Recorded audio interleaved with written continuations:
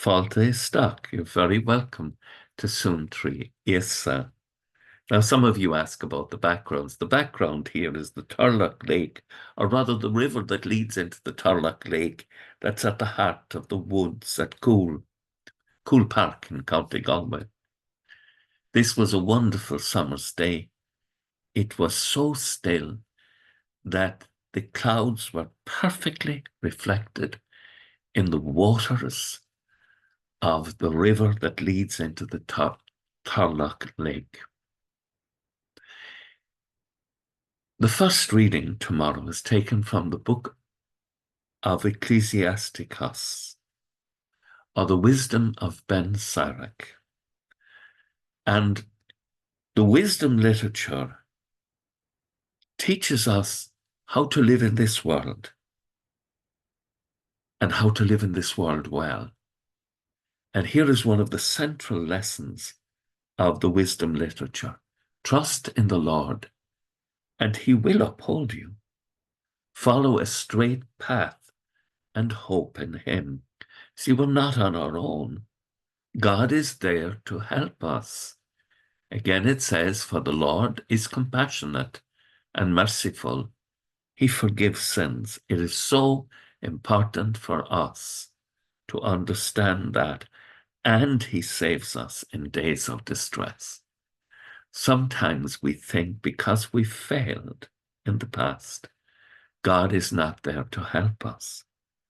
That's not true. He loves us as his beloved children. And so when we are in trouble, he comes to our aid.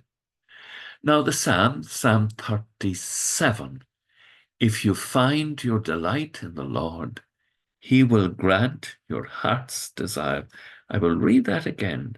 If you find your delight in the Lord, if you devote yourself to him and pay attention to him as best you can, for it is not in our power to become perfect like the angels.